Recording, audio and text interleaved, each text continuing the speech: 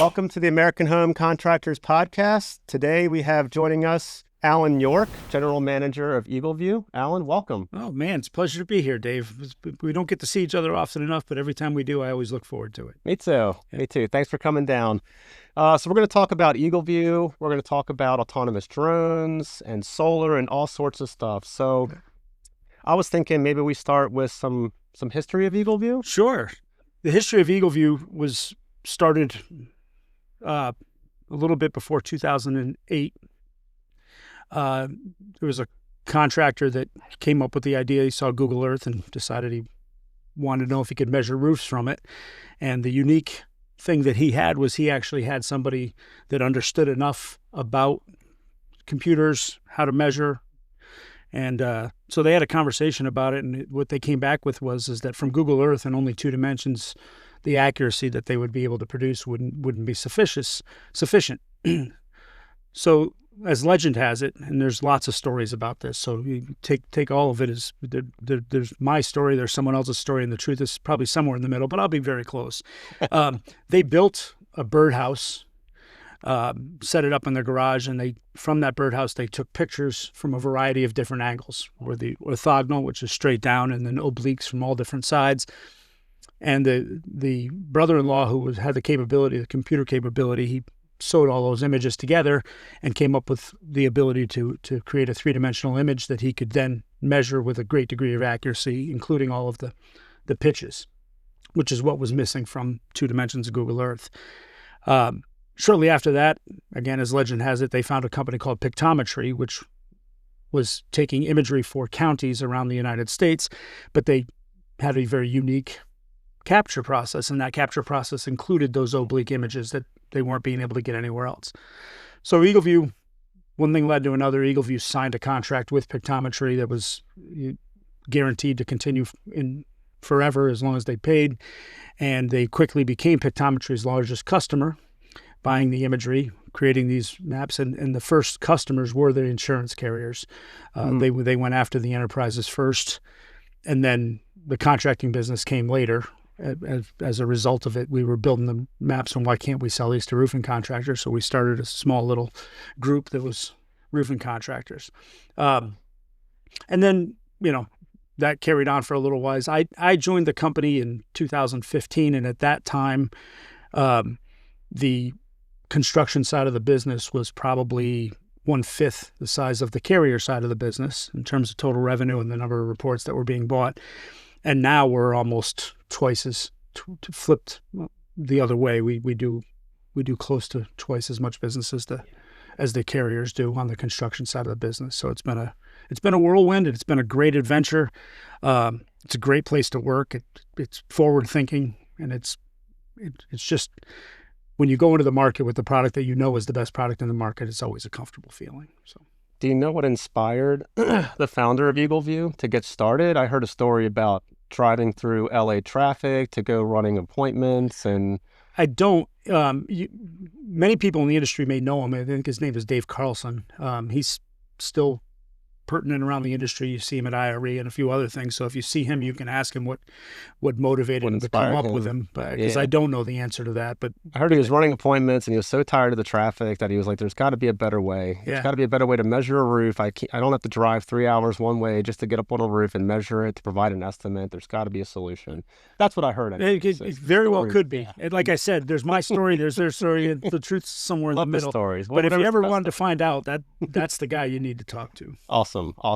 And you said that I think years ago when you came over, I'd like to consider you a friend. Yeah. I had you over our old office in Laurel, Maryland, and I think you mentioned that EagleView had 3 types of customers, and it was government, insurance, contractors. Yes. And I thought back in the day that was kind of the order. The government was the largest, then the insurance carriers, then the contractors. Yeah. And nowadays you're saying that the contractor base is number 1. So now we have 4 verticals. Okay. The same 3 that you mentioned, and we have a new one called CID, which is commercial imagery and data.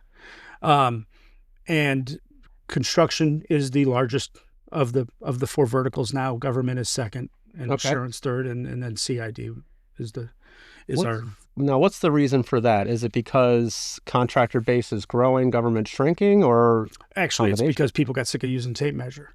I mean, it's very interesting. Obviously, I'm not telling anyone a secret to tell you that we've had a lot of competition come into our space over the past few years, and yet we continue to grow at a pretty substantial rate. And it's because two things. One, you can either grow from market share, which was the early days of how we grew.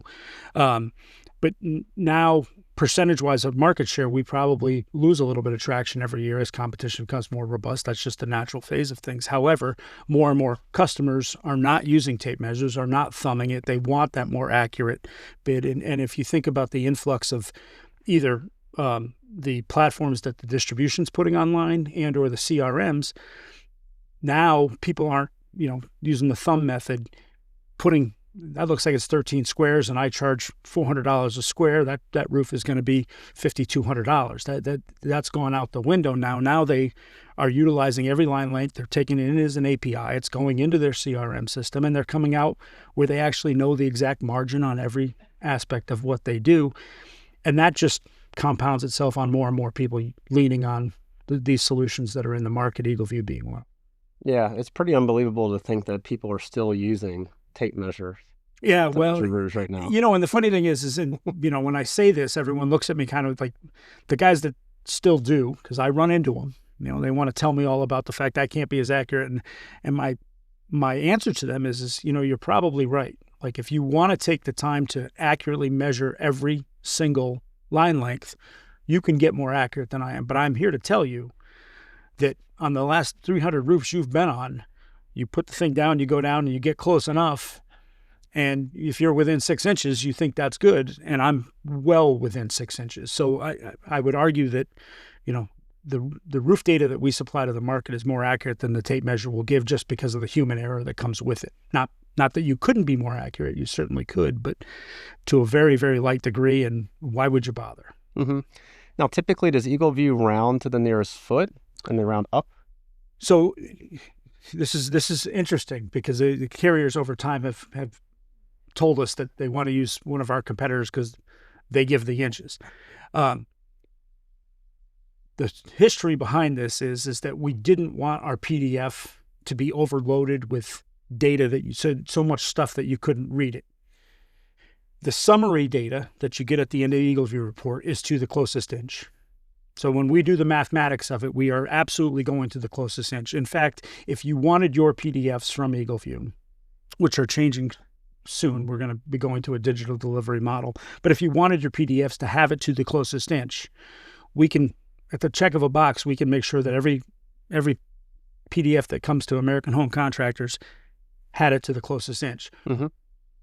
We measure to the closest inch. We just don't put it to the closest inch because it cloudies up the report and puts so many numbers in the way. And when you start getting facets that are close together and everything, there's just not enough space on the PDF for all of that. And that's really what it was about, was just clarity of being able to see.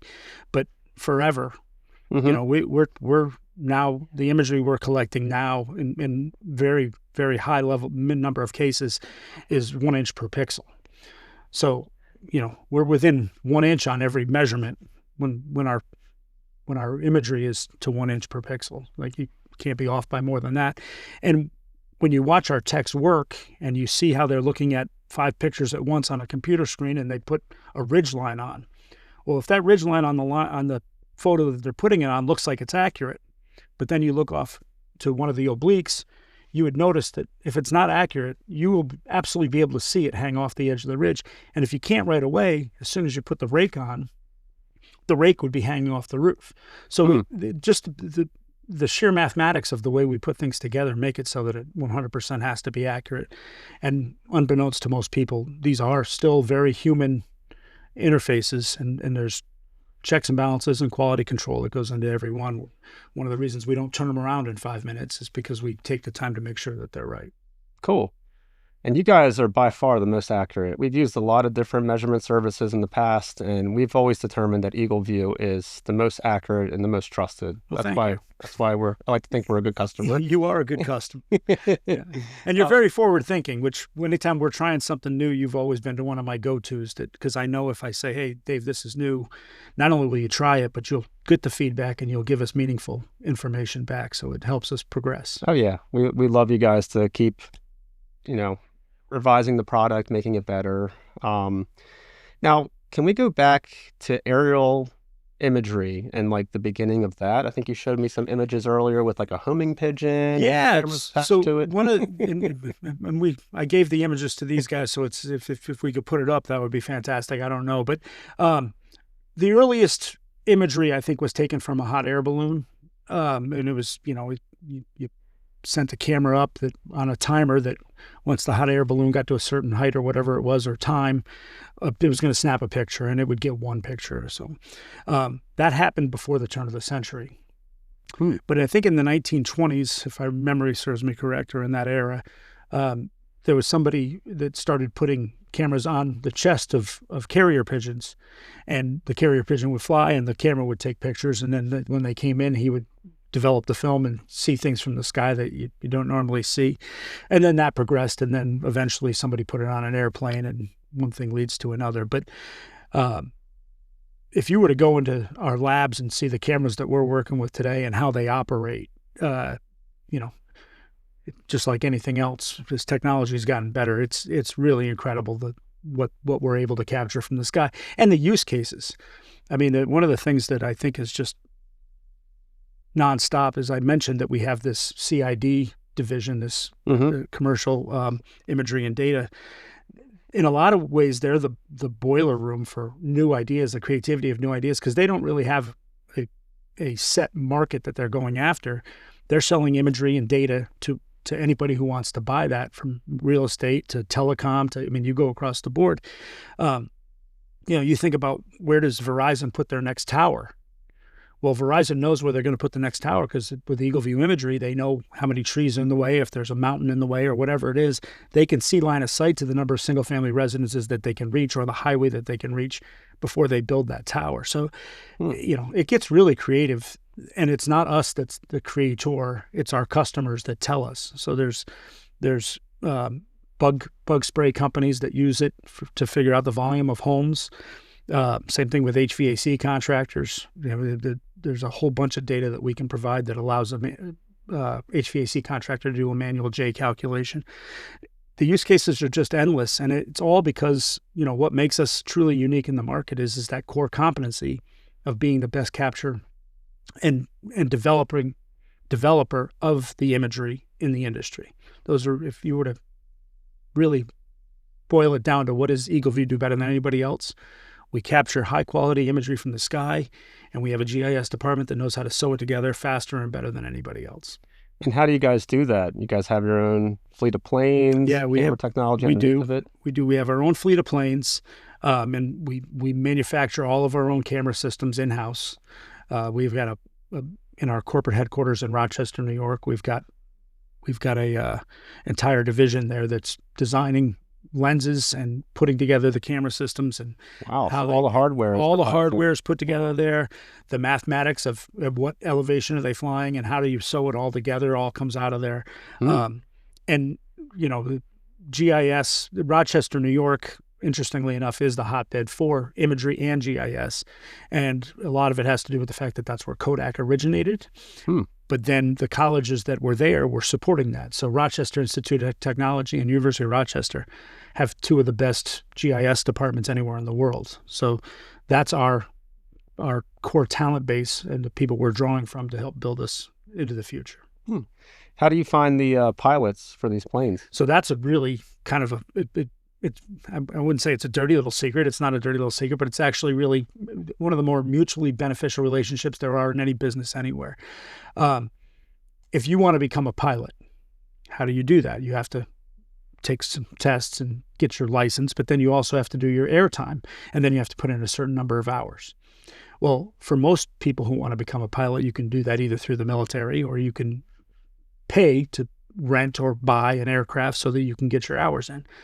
EagleView gives a bunch of young people that want to become pilots. They don't have to be young, but I think most of them, in most cases, they are. The opportunity to get as many hours as they need flying our aircraft. As long as they fly where we tell them to fly, we get the benefit of them capturing the images from the sky. They get the benefit of not having to rent for airtime and to be able to get their license faster. And so there's a tremendous amount of turnover, because as soon as they're able to get their license, they go work for an airline or wherever they take their career next. But there's always somebody waiting in the wings to fill in the blank. So it's really, that's awesome. It's a great relationship. Yeah. Yeah. And when do you guys fly the planes, and where? Well, there's a lot of answers to that question, and I'm not going to get too detailed, but we try to fly in northern climates. We try to fly between the leaves falling off the trees, the snow, and the leaves coming back on the trees. So we do what's called leaf-off capture, and because that way we can see all of the facets of roofs and things like that we need to see inside walls of buildings. But we also tie that with contracts that we get for people who want different captures. So as you can imagine, county assessors is a big place that we sell that commercial imagery and data. Verizon wants us to do a flight. National Grid wants us to fly all of their power lines so they can assess which trees are far enough away from the power line so that they know exactly which ones to cut down, and they have the GIS location of it. So they're not sending people off on ATVs with a chainsaw and a watch. Now they're going out in the field with a map of the exact tree that needs to be cut down because it has hit a height that's tall enough to take out a power line. So we're flying for people all of the time on flight contracts. But in addition to that, we also just have strategic capture that we fly the top 100 DMAs at least once a year, most of them twice a year. We fly for profit when someone pays us to fly. And then we fly areas. We try to mesh in places like in next to your world. We had a shortage of imagery on the Delmarva Peninsula for a long time. It was a strategic area that I needed in order to grow my business. We just decided to take the bullet and go fly the Delmarva Peninsula. There's no DMA out there that's asking us to do it. It's just we needed it for our reports business. So interesting. And all the imagery comes from the planes. There's no satellite imagery. Well, that's not quite true. If you get a premium roof report from EagleView, it comes from our imagery. Okay. If you get, and many of you have gotten them, a 2D report, that is satellite. And the reason we call it a 2D report is because we can't guarantee the accuracy because it's 2 dimensions. So that's why, and look, we're not unique, right? Any one of our competitors has the exact same problem. Even if they do have access to oblique imagery from somewhere, there are places where they don't, and they're vast where they don't. They will deliver a premium roof report of some type back to you and not tell you that's not inaccurate. That is not accurate or whatever. It just can't be accurate because it's taken from 2 dimensions, so they're guessing.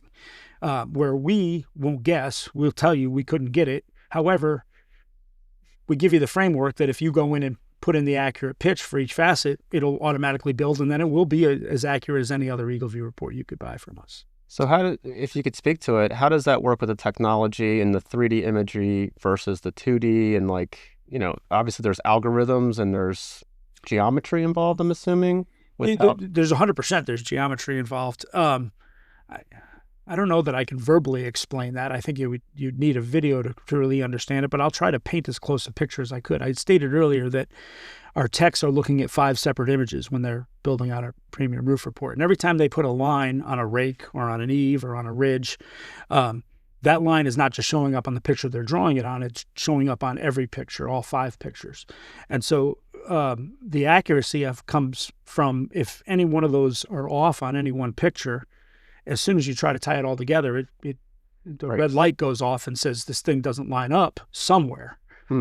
So it pretty much will, it's idiot proof. Now, that doesn't mean that mistakes don't get made.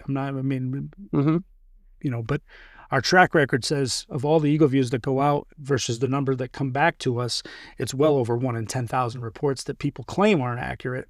And The ones that when we dig deeper into it find, I mean, it's close to 1 in 100,000 that we find that are really, really out, unless they picked the wrong house or we did the wrong. I mean, there's other things that can go wrong, but in terms of accuracy of measurements, we're very comfortable with where we're at. So what about speed of measurements? Why do sometimes when I order an EagleView report, it comes right away, and sometimes it takes a few hours or whatnot? If you order an EagleView report that has never been done before, and our techs have to go and measure that, first it goes and sits in a queue, depending on how many orders are coming in. If there's a massive hailstorm or whatever, it could take an hour before they get to it. Could take 3 hours before they get to it, just depending on volume, right? Once they get to it, measuring a 40 square cut up roof probably doesn't take them much more than 15 minutes in order to do it. So that's how long it takes to do. And so you're typically the majority of the waiting time that you have is on a queue. For the ones that you get back instantly, we've got different amounts of time that we're willing to look at this, because things do change over time and we want to make sure that we don't miss an addition or things like that. But for reports that we've done in the last year, if we have a previously measured, we call it a previously measured report. And if that shows up, then we deliver it instantly because it's already done. And that's one of the advantages of having the data in the bank of data is that many times there's more than one person wanting the same information. And it costs money to generate that report, right? So you can't pre-measure everything and then have it queued up. They all cost money to generate, because a human is measuring them. But even the previously measured ones still have to go through. They still have to go through the queue, and then they also have to go through quality control on the way out, because we do recheck them against the most current image. Like I said, if you had one that was done 3 years ago, we may not measure it again. But before it goes back out to the customer, we are going to compare that report and the imagery on that report to the most recent imagery to make sure that if there's been a dormer or anything. So this is very important for all you EagleView users out there. On every time you place a report, there is a checkbox, and most of you just skip over it because it is the way it goes. But it does ask you, have there been any changes to the structure in the last 3 years? It may say 4 years. Interesting. If you check the box, you won't get a previously measured. So the chances of that coming back quick goes away, because we will 100% remeasure that because you told us to by checking that box.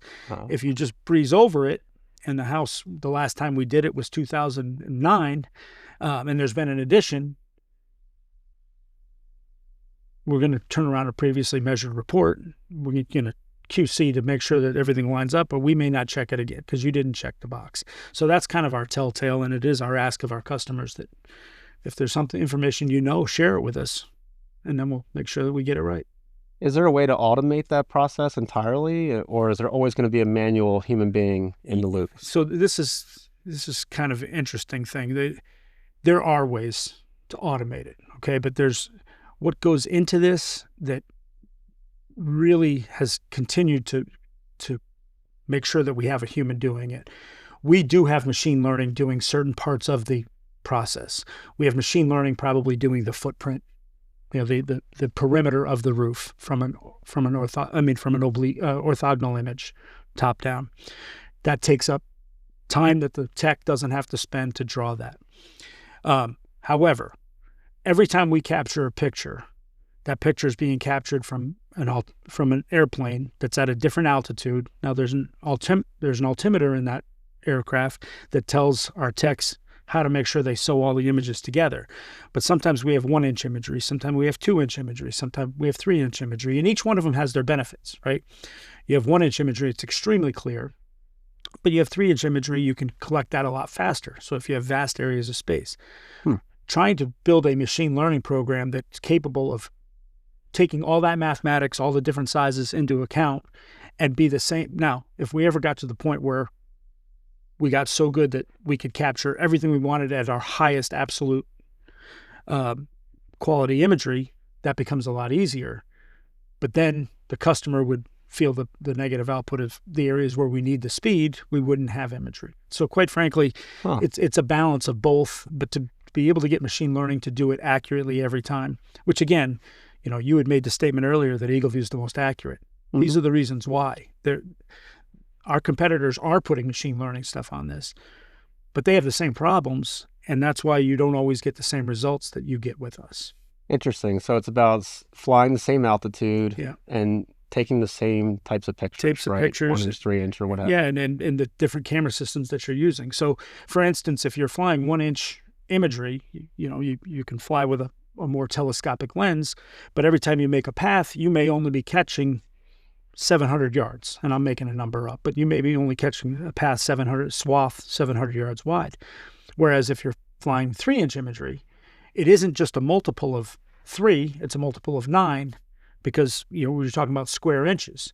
Well, how many square inches are in three square inches? And the answer is 9, right? Because you got 3 up and 3 across, and so the speed is close to 9 times faster when the further out you go. But you also have customers that want you to have 1-inch imagery for a variety of reasons, and really, what's become of that is now we have all of this imagery from all these years and years.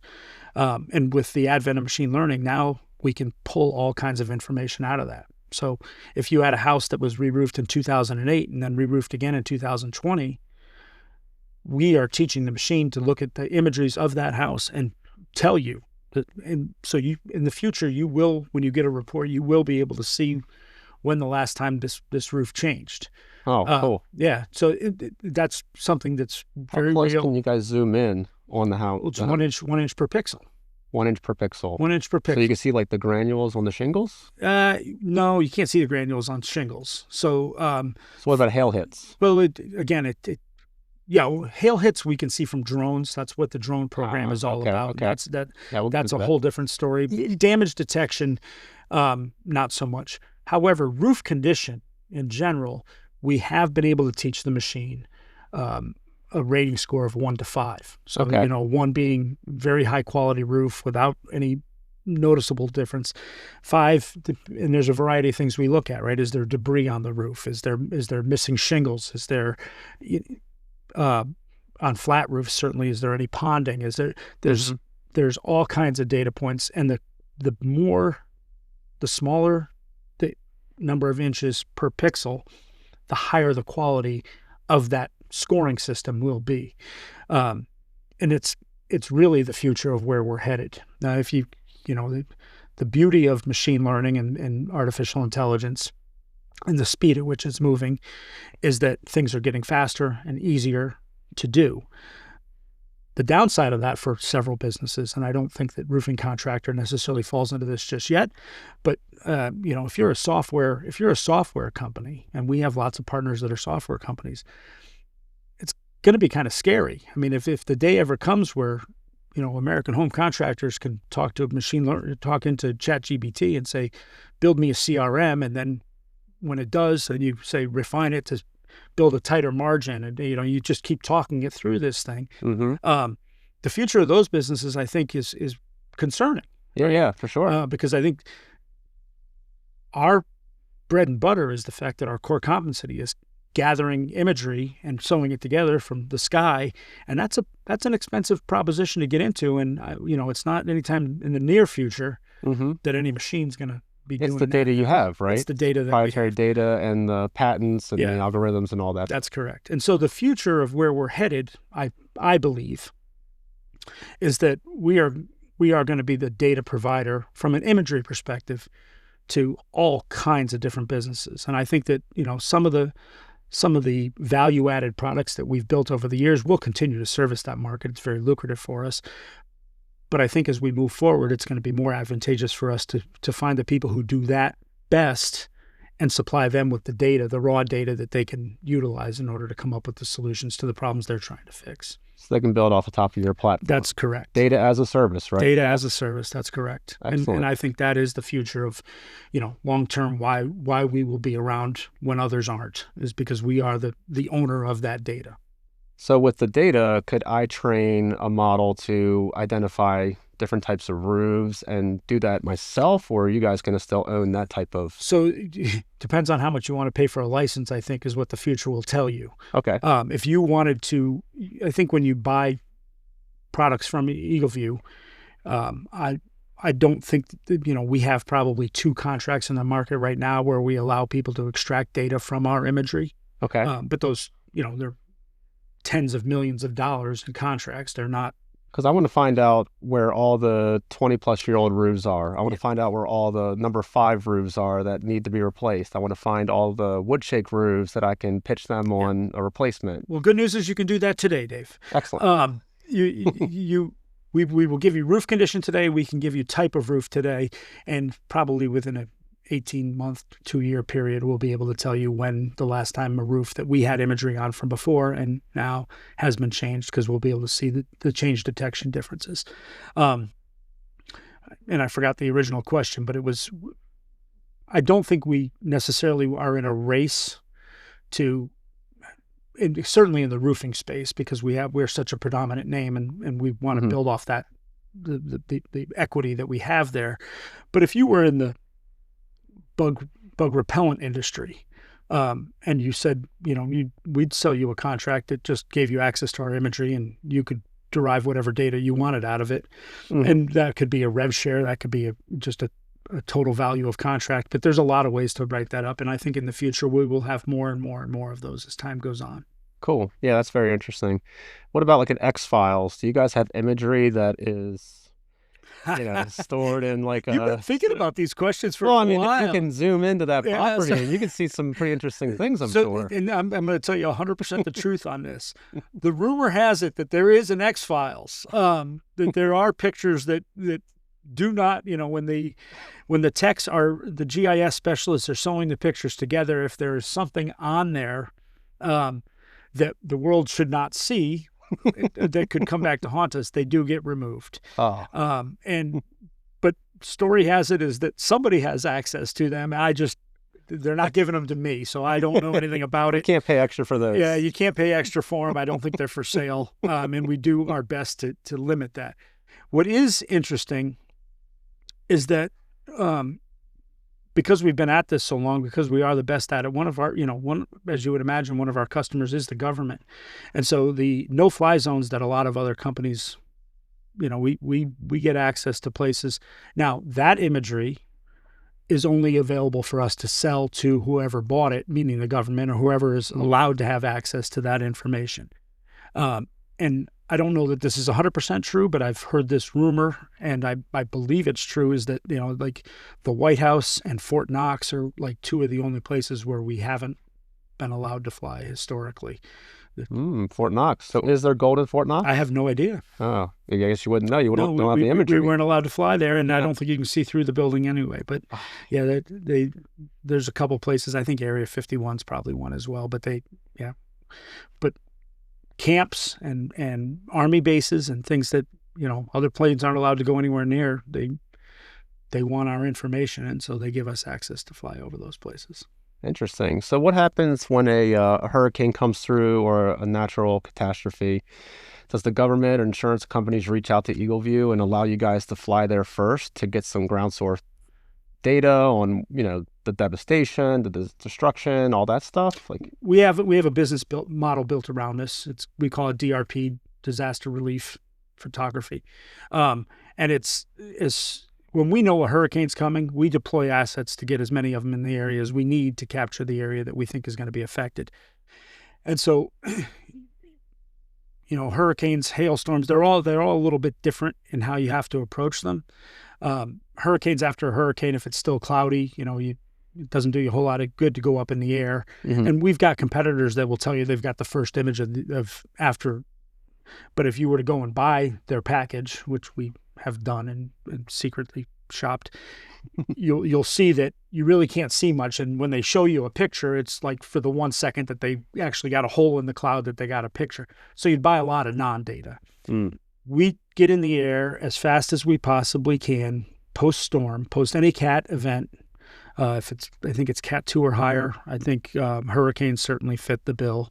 But anytime that we've got contracts with the carriers, that the DRP flights are available to those customers as soon as we can get them up. And we try to get them up within a 3-day period as fast as we possibly can. And all of those are 1 inch in terms of the image capture that we're doing, because you want as good of imagery as you possibly can there. Those are available to contractors as well. And we've done some you haven't heard from me on this because we haven't had any catastrophic events in and around your area. But, we've got contractors in Georgia and in Florida and in California after the fires. Mm-hmm. We 100% made deals with contractors there to make it available to them Oh, okay. in ways that can Interesting. help them. So that is something. And as we're moving our business more and more to subscription, there's value adds that we intend to add into the benefits that they get for being under contract with us. And that's certainly an easy one for us to just overlay, that you get this. If it's in your area, you get it. And as soon as it happens, it'll be in your pocket. Cool. Do you want to shift over to autonomous drones? Sure. Okay. Yeah. What cool. would you like So, to know? well, what were those drones in New Jersey? I have no idea. No I have idea. no idea. Well, I mean, I know what the government's told me now, but I don't know that I find it really hard to believe that the change of administration allowed us to know, what the drones were. I think the whole thing just seemed kind of kooky to me. Like, apparently we knew what they were all along. We just didn't want to tell anyone. I don't know. Very interesting. The whole thing Yeah. was weird. Oh, yeah. It's So- a little scary, a little concerning. It is. It is. It is. Either we knew or we didn't know, and I'm not sure which it is. So they weren't EagleView drones. They had nothing to do with EagleView drones. Not flying around, No. checking out properties. Not that I'm aware of. Now, if one of my customers happened to be flying a drone during that time frame, I would imagine they were doing it during the day, and I would imagine that they were doing it for the right purposes. So I don't keep tabs on when our customers buy a drone from us. They're free to fly it where and whenever they'd like, I suppose, as long as they're licensed and it's a legal place to fly. Mm-hmm. The app will tell you whether or not this is a no-fly zone or not, so you're not going to put it up in an area where you can't. Interesting story about that. This happened to me. I was with a customer. He's like, I bought this drone and it won't let me fly. And he's in Highland Park, Dallas, right? And I'm like, doesn't make any sense. So we go there, and it was a house 2 doors down from George Bush's home, and that was a no-fly zone. You're not allowed to put one up in the air around an ex-president, apparently. So that's what ended up coming back. But there's all kinds of things that come up and unique things. It's an interesting business because you never know what you're going to run into. When did EagleView get involved with drones? So EagleView got involved with drones long before it came to the construction side of the business. I'm going to butcher this a little bit because I'm not sure the exact date, but I'm close. I think it was like 2017. And it was at an insurance convention for the insurance carriers. And I believe it was Allstate, but don't quote me on that either. But the president of one of the carriers got up and said that by the end of the year, we are going to be able to desk adjust the majority of our exterior claims. He didn't have a plan. He didn't have anything. He just thought the technology was there, that somebody would be able to build it for him. And our CEO at the time says, well, we're the guys to do that. So they went and they started this. At the time, it was the service was called OnSite, and it was a mixture of both drones and or ladder assist. I remember it. Yeah, we did a couple. And it didn't go that well, to be quite frankly. It was, but one of the things that came out of it was our relationship with our drone provider, and the technology they had was with this autonomous flying drone is far better than I think anybody else in the industry in terms of the capability. And what drone is that? it's Skydio. Is the partner. All American made. They work very, very closely with the federal government and the Department of Defense, and they do a lot of different things for a lot of different. Anyway, they don't sell the drones to the general public. They only sell them to the government and or enterprises. And so we're the enterprise that they chose to do business with on the single family and multifamily properties. And they created a flight pattern for us specifically for home scanning. And that's what you see today. So what's really cool about it is the cool factor of EagleView's Assess program is second to none. I mean, it's, if you want to, the use cases that we've gotten out of it that we weren't expecting are vast.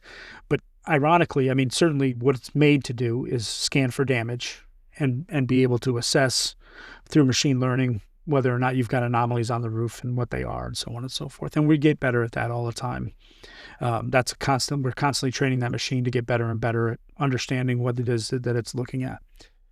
But some of the other things that have come from that, historically, the number of leads that contractors get by showing up, pushing a button on a drone, and then and look, you've seen it, so you'll know what I'm talking about. But to the people watching out there, unless you've seen it, you would never know this. Oh, that's wild. But the flight plan that it does, it essentially stays about 4 feet off the deck consistently. It always faces into the face of the facet. So if you change facets, the drone spins and it looks into the facet, and it moves essentially about 5 feet at a time and stops and takes a picture and stops and takes a picture. Well, if you were manually flying a drone, it would look like manually flying a drone. You just fly it around and it would, and you take some pictures, but there would be no consistency to them, nothing to them. What allows our machine learning, as I talked about earlier, with why don't we measure from machine learning and having different heights and different angles and all stuff, this eliminates all that from a damage detection perspective. So the consistency of the imagery that our machine is learning on is always the same every single time. And it just allows us to have just a much more product, to the point where, I think at this point we are now by far the most important purveyor of drone imaging for damage detection in the market. And we were probably last to the dance of all the people that were out there. So we've just kind of soared by them. And in a lot of ways, the autonomous drone has something to do with that. A lot of ways, some of the other things that we can add value with in terms of roof reports and our relationships with the carriers add something to that. And then certainly just the ability to get really good information from the machine learning from consistency of pictures. So how does that work with the measurements and the aerial imagery from the drone? Can the drone go out there, or will there be a time when you could send a drone out there and it could take the aerial imagery and then you guys can put together the report even if you didn't have the flight pattern above it? David, I think the technology is there to do that now. Now it's just a legal battle. The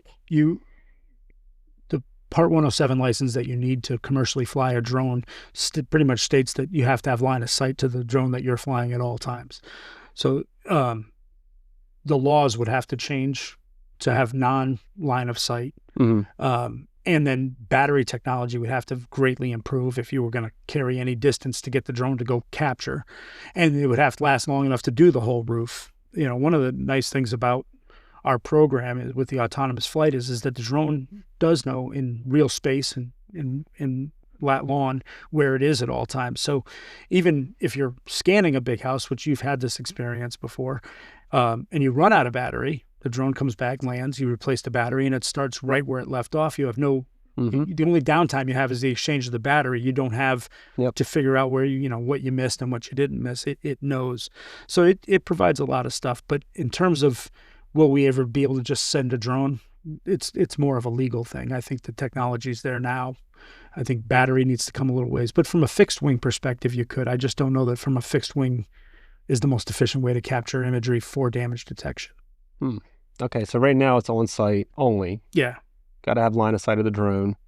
Interesting. Okay, yeah, we're just looking forward to the day when we can launch them out of our office and go down and measure a home 20 miles down the road. Look, I think, I know what a fan you are of Tesla, and he's got a lot more to do with this than anybody, because the battery technology is going to have to be there more than anything.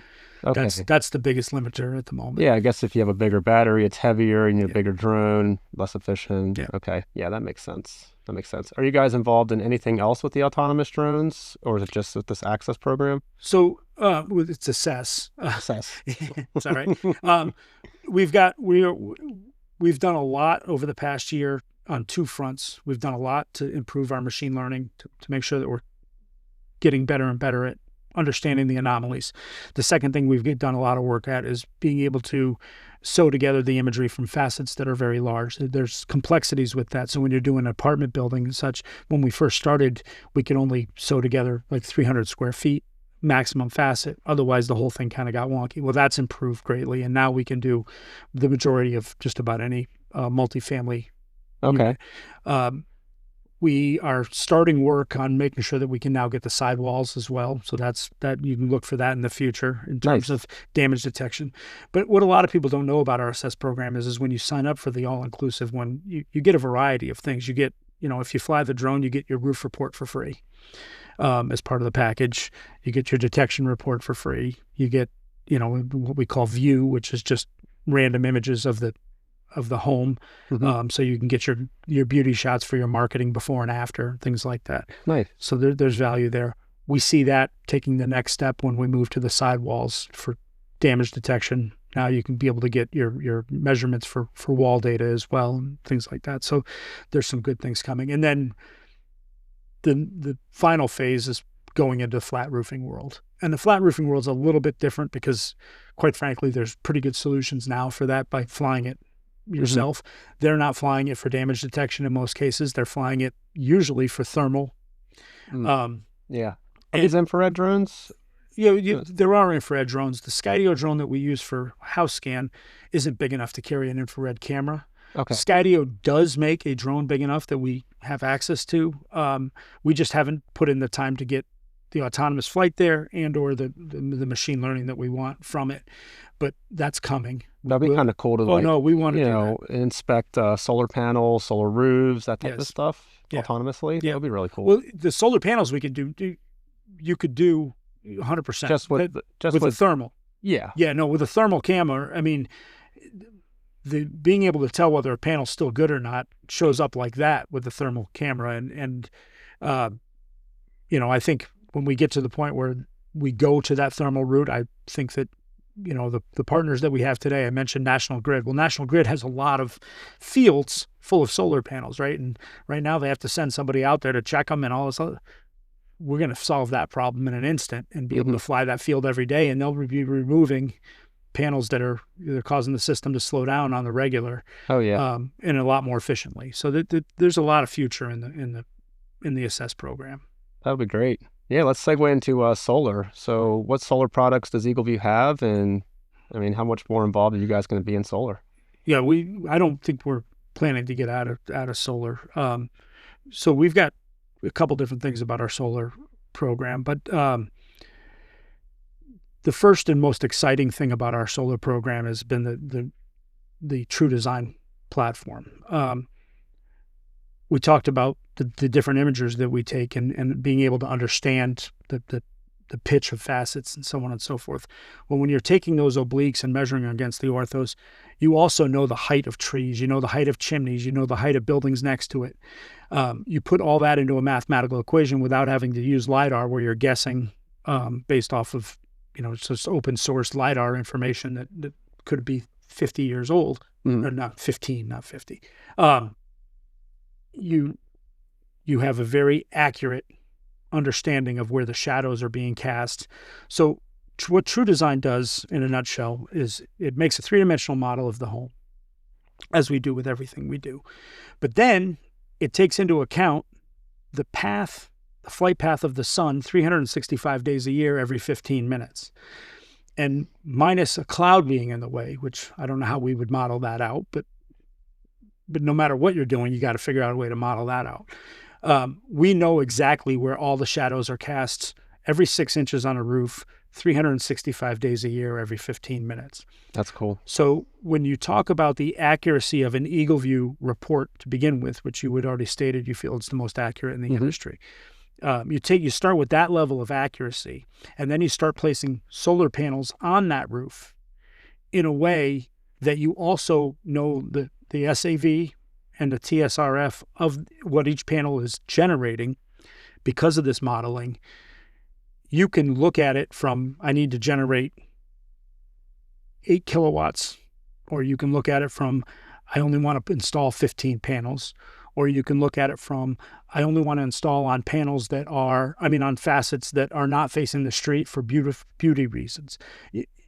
You choose whatever the thought process is of the homeowner or of you as a contractor that you want to sell, and you make those the parameters, and True Design will place those panels on the roof to get you the most efficient system that you could possibly look for. So that's cool. Yeah. And it may even, just move a panel over a foot, where you may have just put two together. It may say, no, you want to move this one over, because it knows that particular thing gets a shadow from something during it's based on shading. Does it take into consideration fire setbacks and other things? It has setbacks built into it, but they are 100% variable. You can change them to whatever you'd like based on the code in the market that you're working in. Cool. So it's up to you. But But it goes even further. I mean, you talk about the different kinds of panels. I mean, you can tell it that you're using 3x5 panels. You can tell it you're using 4x6 panels. You can tell it you're using just the Tesla solar roof. It will tell you where you need your live tiles and where you need your dummy tiles, and it'll. I mean, and all of those. We'll do Tesla solar roof. Oh yeah, wow. 100% will do a Tesla solar roof, and it'll do both certainty and GAF products. All you have to do is put in what the exposure is that they're giving, and it will place those panels where they are most effective on that roof. Well, I know you guys just recently formed a partnership with Tesla, right? Yes, we do have a partnership with Tesla, and that partnership is. You know this because as a Tesla solar contractor, but it's for their preferred contractor network, and it basically is allowing them to utilize True Design and or just ordering it through them, the data output from it, where you may not get the interface with it, but the XML and the will automatically deliver the estimate that Tesla approves for your use, so you can price everything out from a very accurate perspective for the first time around. No need to true up, all the pains that come with solar. Now, solar still has pains that I can't solve, right? I mean, you got to know where the rafters are. There's things that we don't give you the answer to, but you can't do both. I mean, we don't see inside the house, so I don't. Yeah. But from a design standpoint, accuracy of measurements, that's great. And output. Yeah.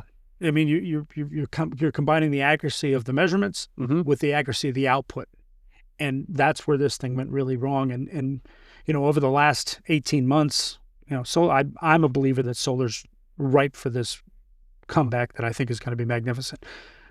I think the people who are still in the business are real businessmen. I think they run efficient businesses, and I think that maybe some of the people that were in this business before were getting fat on the hog and didn't really know how to run an efficient business. Well, now that we've got the right people in the right places running this thing, the efficiency that EagleView can help generate in terms of not needing to true up to selling exactly to the homeowner what they're expecting to get the first time, rather than selling them something, coming back and saying, well, we did this on-site test and it's not going to produce this, so now you got to redo the contract. All those things go out the window if you're using EagleView from the get-go.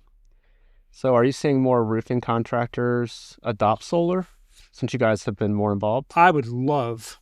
I've had this position, and I don't know that I'm going to be right. I'm hoping that I'm right. But I've had this position for many, many years, going back to, when I was a manufacturer's rep. I've always, I think you'd be hard-pressed to argue me on this point. The best time to install a solar system is... when you're replacing your roof. When you're replacing a roof. Yep. Who's replacing a roof? A roofing contractor. So now I'm replacing the roof. I'm responsible if it's going to leak. I'm the one that's putting down the footings and this, everything I need in order to attach the solar to it. I'm the one that's flashing that in. This is the proper place and time for this. Every other method that I've ever thought of, even if it's a solar company and a roofing company working together to do it at the same time, if there's a problem, who owns it?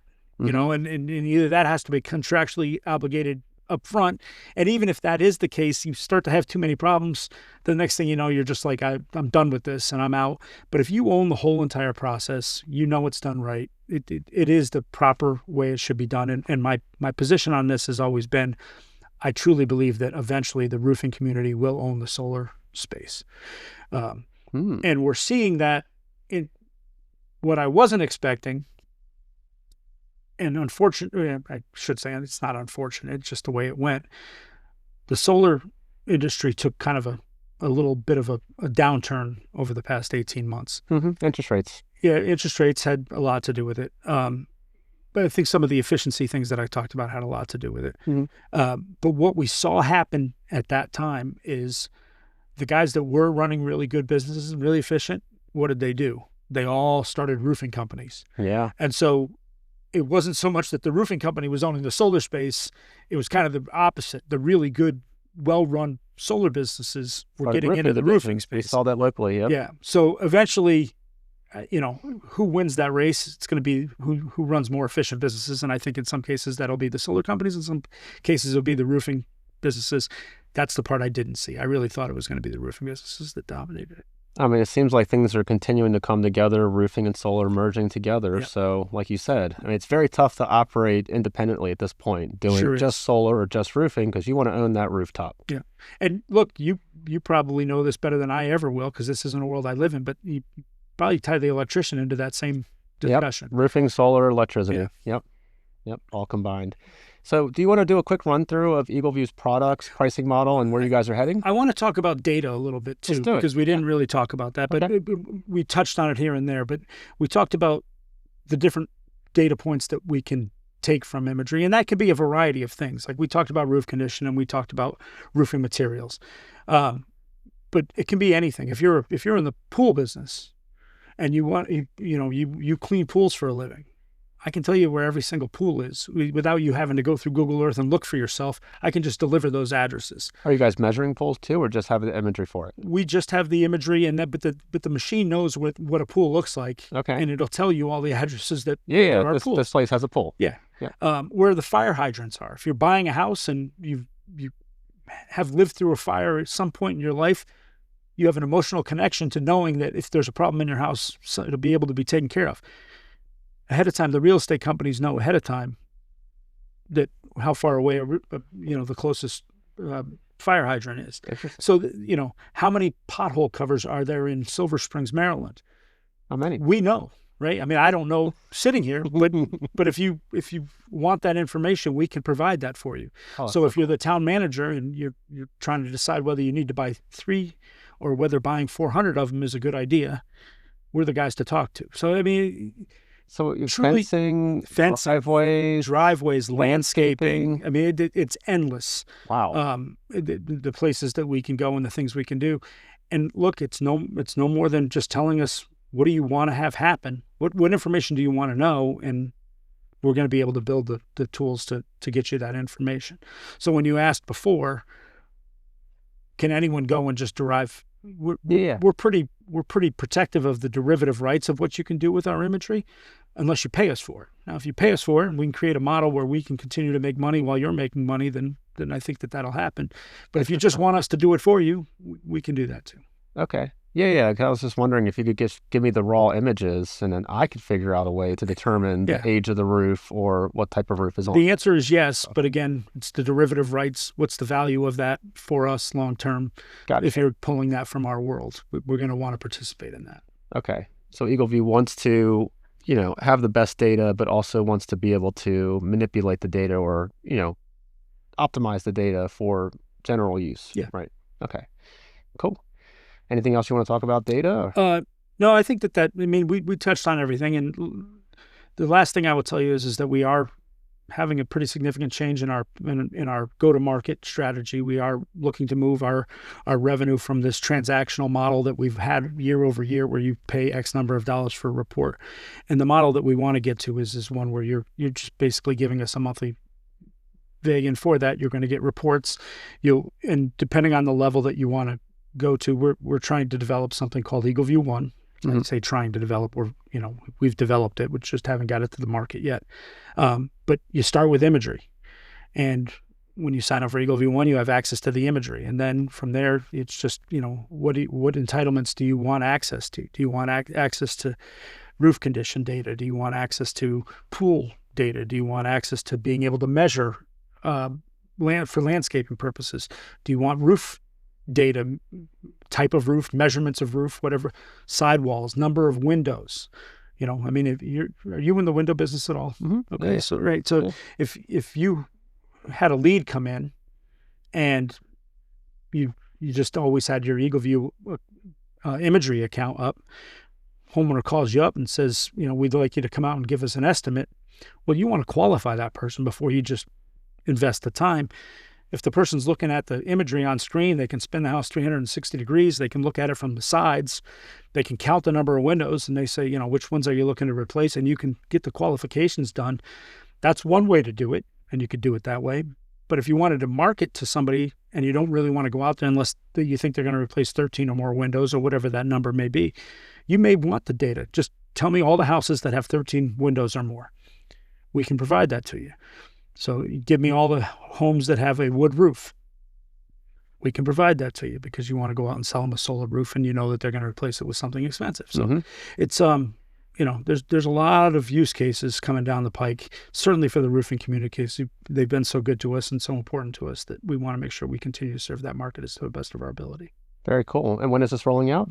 EagleView 1, you will see parts of it are already out. Like the data is part of EagleView 1. The delivery mechanism is what we're currently building out and getting the entitlements right on that and making sure that capability. But I would think if we're sitting here having this conversation next year and we don't have that out, I don't think we'd be, I think we'd be remiss. Okay, cool.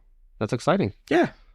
Yeah. I mean, we do appreciate the bid perfects, the premium reports, the solar reports, but it would be nice to have everything for one subscription price. That's right. And that's where we're headed. Cool. So, and look, we love the roof report business. I mean, but at this point, if we were to rely on the roof report business for the future of EagleView, I think we could all agree that there'd probably be some trouble in that model. It's what's next and what's exciting that gets us charged up. Very cool. So, as I mentioned, we have 4 verticals. Construction deals with basically anything construction. So I call it construction solar, but solar and then any exterior contractor. So whether you're doing roofing, siding, windows, that would fall under it. The CID, which is commercial imagery and data, they're the boiler room for all new things, but they currently serve the markets I talked about, being telecom, real estate, and infrastructure, gas pipelines, things like that. We fly a lot of pipelines up in Canada every year to give them data on what's going on with it. So they are not only embedded in some really important industries, but they are also kind of, when somebody calls us and says, hey, can you do this? That's where we feed them. And so they create all the new thought processes around what can we do exciting for that industry that's how the solar industry started. It started in that incubator, and then we came up with it, and then solar became part of construction. So they do a lot more than just sell in their space. They sell in their space, and they kind of the incubator for hot new markets for us. The insurance world, very similar products, very similar solutions. And one thing that I want to make sure that I state when I get to this is this. They buy our roof data, measurements, condition, so on and so forth. All the things that a roofing contractor, the imagery that they would buy. What's really important, certainly to me, but this is EagleView wide, is that, we often hear, this competitor is heavy on siding, or this competitor is. We do not want to vary from whatever ground truth is. Like, it doesn't do EagleView any good to put more of an advantage if you're in a dispute between a carrier, a homeowner, and a contractor for what's the value of that roof. We are just a purveyor of data. All we are is trying to get as accurate measurement information as we possibly can, so that both sides don't have to worry that they're being cheated, and it makes communication, it just alleviates one point of grief that used to occur. And I say this a lot, and I think Xactimate has solved some of this too, so I'll throw them into this conversation. But once upon a time, the insurance business and the retail business really didn't look that different. Homeowner had a problem with the roof. They'd get a bunch of quotes. They'd turn the quotes into the carrier. They were retail quotes. The carrier would say, yeah, go ahead. They'd write them a check, probably for the middle quote, whatever it was. And it looked a lot more like a retail business. Over time, that model had changed, and the friction between carriers and contractors started to grow. And I think Xactimate did a really good job eliminating some of that friction by becoming the source of truth of what it costs for each individual step of the roof. I think EagleView was next in what they delivered in terms of roof data and measurements. The idea that a contractor could go up to an adjuster, and no offense to any adjusters or any contractors, I'm not trying to say that this necessarily occurred, but it could have occurred. A $200 handshake that says that this 30 square job is really 40 squares, and it gets turned around. And EagleView did a tremendous job eliminating that friction point and that amount of fraud that was in the industry, hopefully making the whole thing much more efficient, right? Assess is the next one, right? So what are the things that could be fought over? What does it cost? What size is it? And is there damage or is there not damage? And now through assess, we're trying to eliminate the friction between whether or not there's damage or there isn't damage. We want to make it fair to both parties. So no one really has to give it much thought. No one's taking advantage of anyone. There's a single source of truth. It's accurate way more often than it isn't. And both sides can live with it, knowing that the homeowner is getting treated properly. And hopefully we become part of the solution of what has become a big problem in this industry, in this country, with insurance premiums soaring out of control. Oh my God, yeah. So, yeah, if you can do anything to help, we're trying. We're trying. You know, it's funny. There's a lot of places to lay blame in that thing, and but it doesn't do you any good.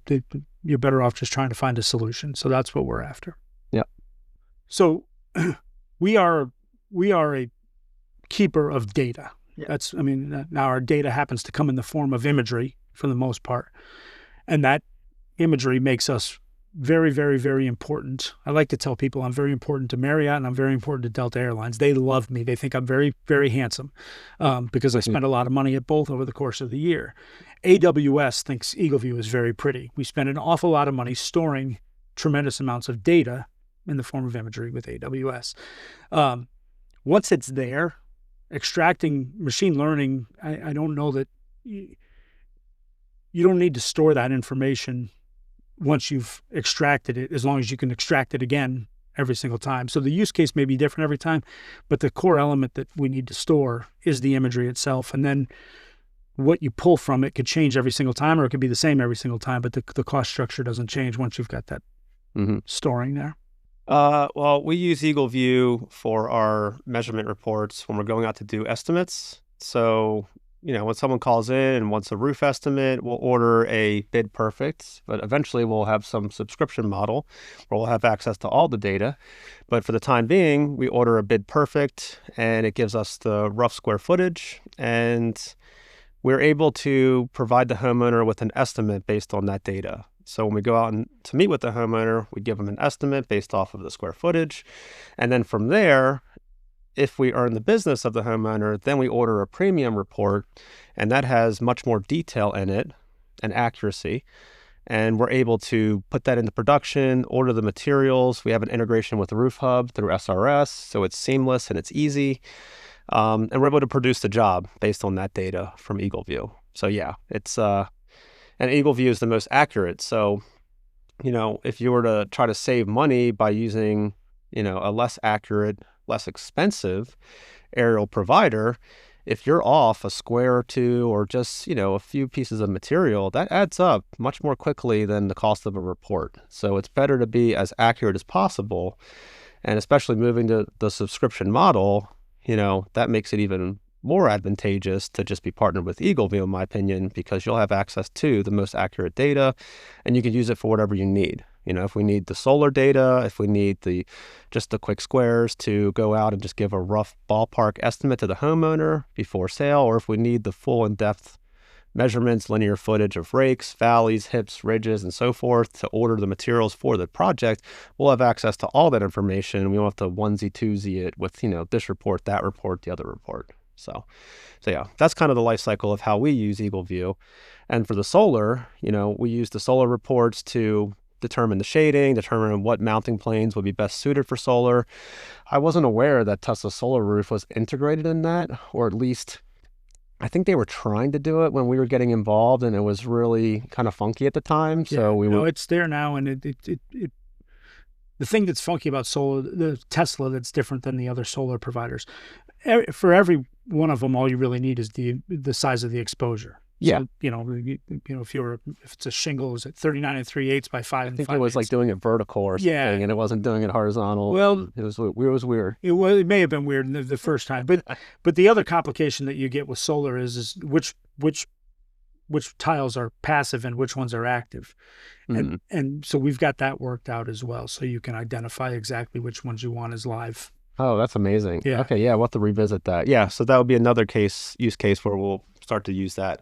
Because one of the biggest struggles with solar is the, designing it through Aurora and the time it takes. But if we can get the measurement report and we can automatically have a design and we can tell it, hey, focus on all the south mounting planes to maximize the ROI on the solar system, or we can just say max out the system size, using all mounting planes on the roof, that would be great. It would be quick, easy, and we can give the homeowner 2 options right then and there. Yeah. Well, I think it was pretty interesting what you said about the CRM, because I agree with you with artificial intelligence. CRMs, I think, once AI agents are running around, I mean, I think you can just ask the AI agent to go through the data and manipulate it however you want, put together reports, dashboards, schedule based off of it, triangulate things. Like, I think CRMs are going to be extremely disruptive with AI. I think a lot of the technology platforms are going to be disrupted. No two ways about it. Yeah. And I think having that core competency that we have that's expensive and hard to get is what's going to keep us alive. The proprietary data. Yeah. Exactly. So yeah, I mean, I would just think with AI agents, you would want to ask an AI agent to do whatever a really intelligent human being could do for you, and just like the sky's the limit. Like, you're just using data. Like, what do you want to see out of the data? Like, just going through EagleView's data, I would want to know all the old homes in the area so that I could send a mailer out to. I would want to know all the high-end homes, like the wood shake houses, the standing seam metal, the slate. Just this endless amounts of information there and use cases. So yeah, just asking it whatever you want in the moment of whatever you're trying to focus on. It's really intriguing the precipice we're on in terms of these agents. I mean, EagleView customer service. We've got a great group of people that work in our customer service department, and they do a fantastic job. And I got to tell you, that's the hardest job there is, right? I mean, you're dealing with customers that, not all the time, but often are at the point of heat, right? And you're the first face from EagleView that they get to talk to. Mm-hmm. Well, what we found is that more than 50% of the calls that come into EagleView customer service are just to place an order. Like, they're a contractor going down the road that doesn't want to have to, they just want to call the order in, and so they give their email address and whatever. But we've now made that 100% an agent that's doing that, because they get the answer that they want in a very timely fashion. Orders placed, we cross-reference it to the person's account, we have payment, and off it goes, and it's seamless. And you say 50% of the calls? Just about 50% of the calls we get to our customer service department are to place an order. Are placing orders. Wow, that's amazing. Yeah. Well, if you think about, I mean, look, not everyone is as sophisticated a house as this, where you probably have people who are procurement people, and if you're a sole proprietor and you are the seller, the owner, and then you manage the crews, you sell a job, or you get a call, a lead that you're going to go drive to, you want that EagleView report, and you're driving, it's a heck of a lot easier to have that phone number programmed into your phone. Yeah, I guess if you're on the road, but I mean, my EagleView, the website, your guys' new website is amazing. The new website is absolutely amazing. My friend Russ will be happy to hear you say that. Yeah. Matter of fact, shout out Russ Gowda. He's done a great job building that out for us, and probably doesn't get all the credit that he deserves. More often than not, I'm calling him upset about something rather than giving him enough credit, and I apologize, but he's done a great job building out that. So kudos to him and his boss, Jay, doing a great job there. Some of the things, look, I understood your question, but it's hard for me to find a grander use than this one. One of the unknown things about EagleView is that the majority of 911 centers in the United States are integrated with EagleView imagery. And this one's kind of cool if you can imagine this, but keep in mind, these are all static images. We're not flying live while this is happening. But say you're in this town, and a 911 calls in because there's a live shooter in the school, heaven forbid, right? The communication that happens with the SWAT team, with the people on the ground, with this and that and everything, our imagery is shipped into the SWAT van and into all the, so everybody who's on this thing has access to the imagery at some point, and they put a 3-dimensional graph. So, graph paper's in 2 dimensions, but if you built a 3-dimensional graph and had cubes.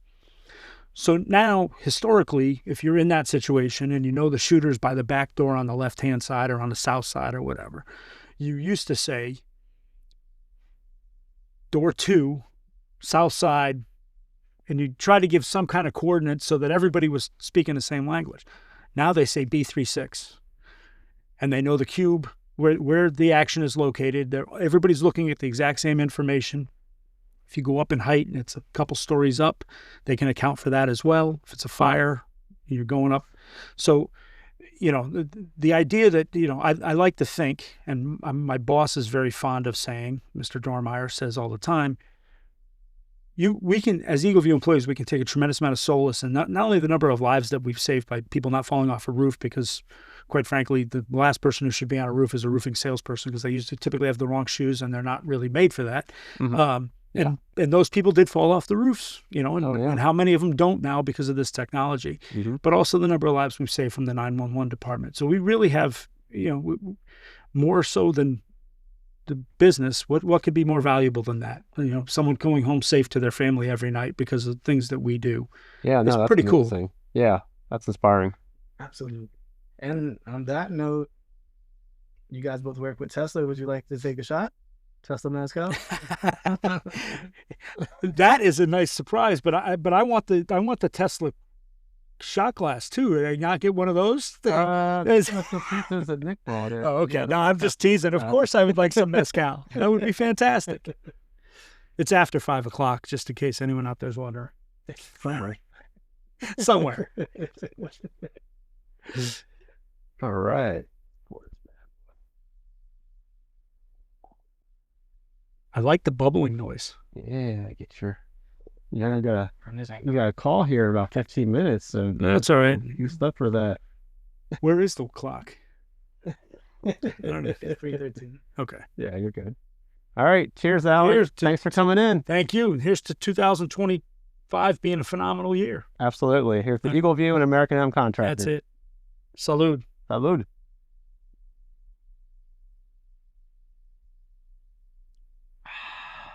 That's delicious. Good stuff, right? Yeah, smoky. Yeah. Mm-hmm. Yeah. Did a nice job. Well, thank you for joining us. Yeah, great to be here. Look forward to seeing you all again soon.